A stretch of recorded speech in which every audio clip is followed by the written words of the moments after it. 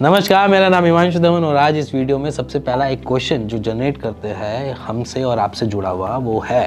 कि वेरिकोसिल होता क्यों है भाई, और वेरिकोसिल है क्या चीज़ भाई।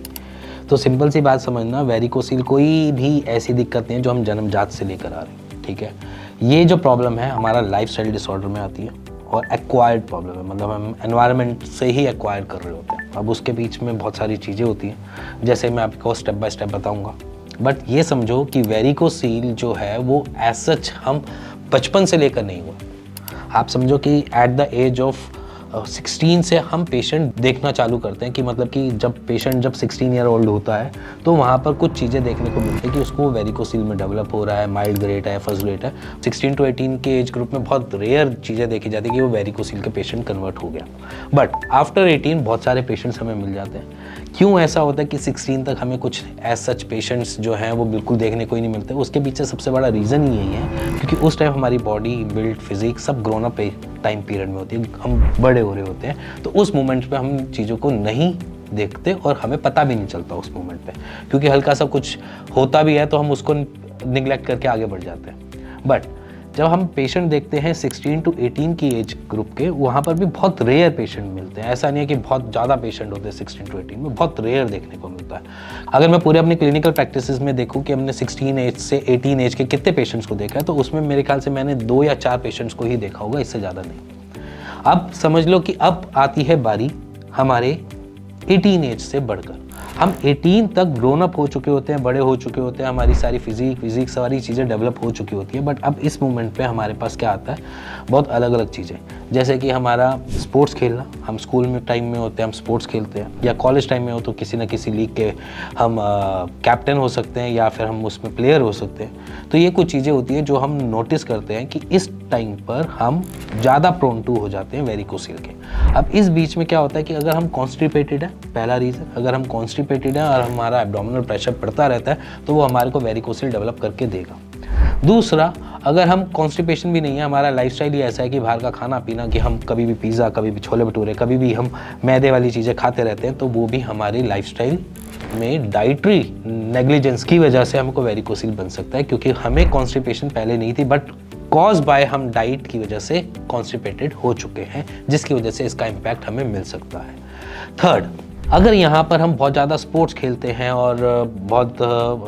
चीज़ें जैसे साइकिल चलाना या रनिंग बहुत करना या फिर वॉलीबॉल खेलना या बास्केटबॉल खेलना या क्रिकेट खेलना, कुछ भी ऐसी चीज़ें कर रहे हैं और हम कॉन्स्टिपेटेड हैं, तब भी हम देखते हैं कि इम्पैक्ट मिलता है, क्योंकि हमारी जो स्ट्रेंथ ट्रेनिंग है या कोई भी ऐसी ट्रेनिंग है या कोई भी एक्टिविटी है, फिजिकल एक्टिविटी, वो हमारे स्क्रोटम को ऊपर इम्पैक्ट डालती है और वहाँ पर टेम्परेचर मॉडल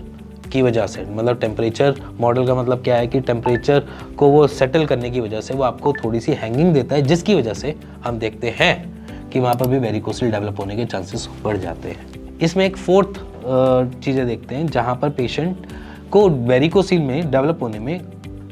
कुछ पता ही नहीं चल रहा होता, एसिम्प्टोमेटिक होता है, मतलब कि ना उनको ऐसा अपनी हैंगिंग देखनी, ना उन्होंने अपने टेस्टिस में कोई पेन ऐसा ऑब्जर्व करना, या फिर कोई भी ऐसा पेन जो रेडिएटिंग पेन हो वो भी कभी ऑब्जर्व करना, कुछ भी ऐसा नहीं हो रहा था। But over the time period जब वो किसी अपने टेस्ट करवाने जाता है या सीमन एनालिसिस का टेस्ट करवाने जाता है, तब उसको पता चलता है कि उसको वेरिकोसिल का ग्रेड 3 है या 4 है या 5 है। बट अब आज की डेट में उसकी फर्टिलिटी हैम्पर होने लग गई है, तब उसको पता चला कि उसको वेरिकोसिल है। तो इसीलिए बहुत सारी चीज़ें जो अगर वेरिकोसिल से जुड़ी हुई हैं वो सिर्फ जुड़ी हुई हैं आपकी लाइफस्टाइल से, और दूसरा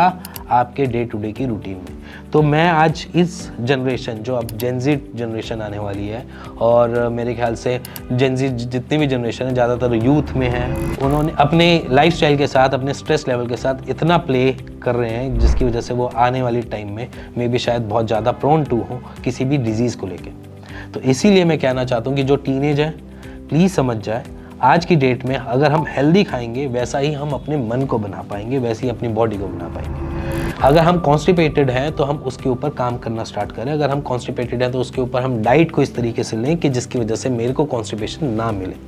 जो हमें फ्यूचर में जाकर कोई भी वेरिकोसिल जैसी या फिर उसके साथ जुड़ी हुई और अदर प्रॉब्लम जैसे कि इनफर्टिलिटी को हमें कभी फेस ही ना करना पड़े। तो ये कुछ चीज़ें हैं जिससे मैं कहता हूँ कि बच के रहना।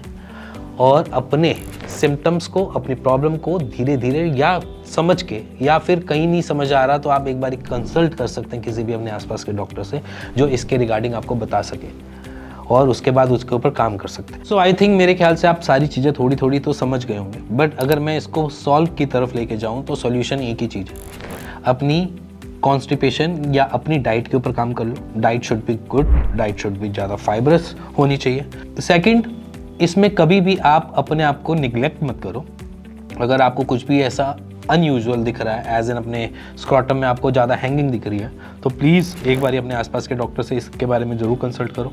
थर्ड, कभी भी आपको पेन होए ड्यूरिंग किसी भी खेलते हुए भी या फिर कुछ एक्टिविटी करते हुए, तो उसको इग्नोर ना करो। उसके लिए आप अपने आसपास के डॉक्टर से ज़रूर मिलो, बात करो। अगर वो आपको टेस्ट रिकमेंड करते हैं तो प्लीज़ टेस्ट करो, क्योंकि ये कुछ छोटी छोटी चीज़ें होती हैं जिनको हम राइट टाइम पे राइट जगह पे आकर सॉल्व कर सकते हैं। अगर मैं बोलूँ कि ग्रेडिंग अगर बहुत ज़्यादा बढ़ जाती है, अगर मैं बोलूँ कि 5th ग्रेड में पहुँच गए हो, तो उस स्टेज पे तो एक ओवर द टाइम पीरियड ऐसा नहीं है कि आपको आज मैं मेडिसिन दूँ या आज मैं ट्रीटमेंट प्रोवाइड करूँ और कल तक आप ठीक हो जाओ। फिर वहाँ पर हमारे पास भी बहुत लंबा टाइम लगता है किसी भी चीज़ को ठीक होने में, और उस टाइम टेकिंग प्रोसेस में फिर पेशेंट को भी लगता है कि यहाँ पर surgery it's a good thing. तो इसलिए सर्जरी तक ना पहुँचने के लिए अगर हम उसको आज ही